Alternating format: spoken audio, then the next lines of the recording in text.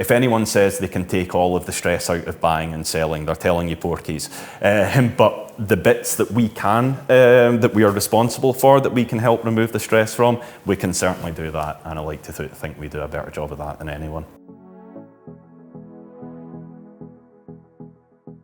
My name's David Marshall. I work for Warners Solicitors and Estate Agents, and I'm based through in Edinburgh.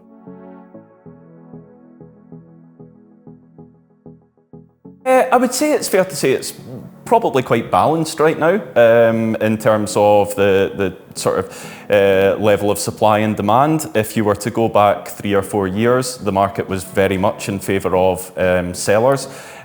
Properties would have been selling in an average of 2 weeks, and typically people were having to spend a significant amount over home report valuation to secure a property. These days the market is, I would say, much more sustainable. Properties are taking a wee bit longer to sell. The average selling time, say, 4 or 5 weeks, and buyers are more often able to secure a property at sort of at or around home report valuation.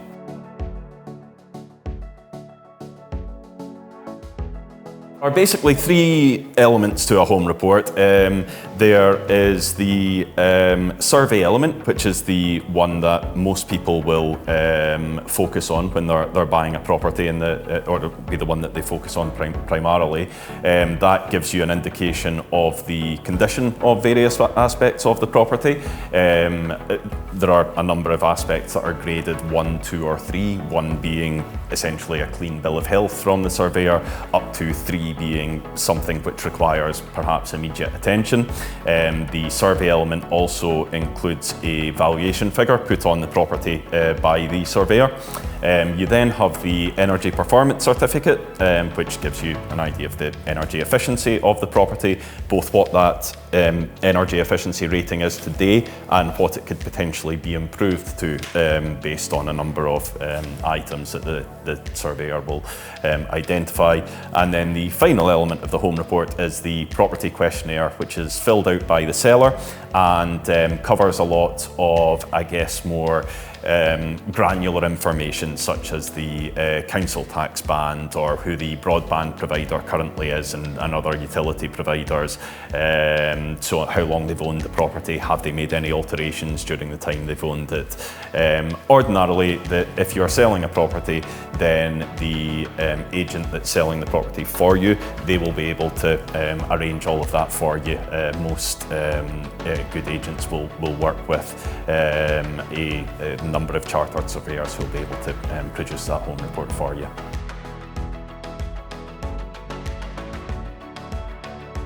The average figure just now is just over 3%. As I say, if you were to rewind the clock a few years, that figure would be much closer to, well, it would actually be in excess of 10%, so it gives you a good indication of how much the market has changed.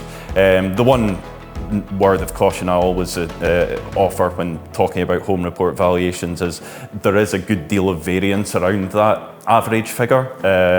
The longer a property spends on the market, the lower the likelihood of it achieving an offer well in excess of valuation. Interest is always highest when you first go onto the market.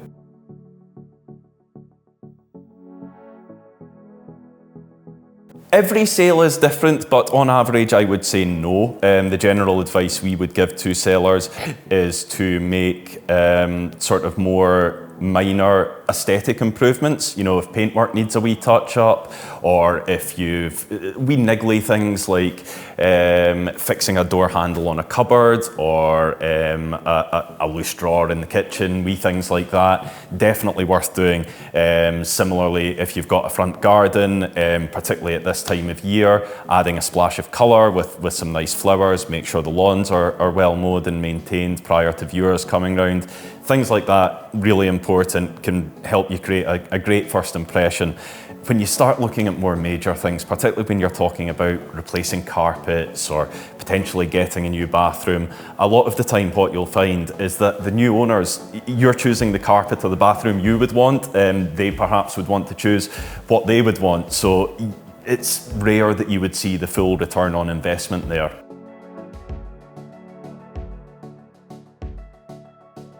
One of the most important things is just to have a good old-fashioned declutter and make the property look as open and show off the space that it offers as best as you possibly can. If you have kids, good idea to tidy away any toys that they have, particularly in the back garden. Again, you're just wanting to both show off the space that a property offers to its maximum potential, but also make it easier for buyers to envisage themselves living in a property. The more you don't want to give them a complete blank canvas, but the more you're able to minimise the level of your own sort of personal items, in particular, as I say, when it comes to pet toys and so on and so forth. The more those can be sort of put away in cupboards and such like, the better really. And sometimes it can even be worth, if cupboard space is at a premium, if you've got good relationships with a neighbour, maybe ask if they would just mind storing some items for you during the period that the property's on the market.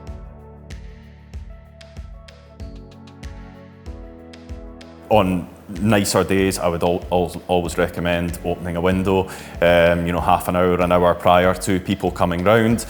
During the colder weather, make sure the heating's on in plenty of time, switch on lights in all of the rooms.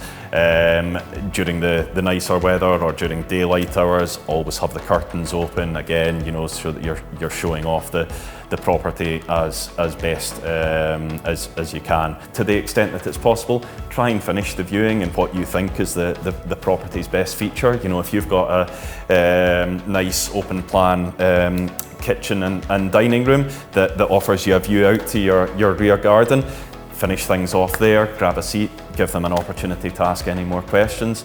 And don't be afraid, it doesn't have to just be about the property itself. Find out, is this going to be their first property? The more you can build up a good relationship, it's actually in the interest of the buyer as much as it is of the seller as well. We'll see and have seen a number of instances over the years where a seller might actually accept a slightly lower offer from someone just because they built up a good affinity with the viewer when they came round. And people want, particularly if it's been your family home for a number of years, you want to pass that on in a lot of cases to someone who will look after it. If you've got good relationships with your neighbours, you'll want the new owner to be someone who'll get on with them. So all of these things can help.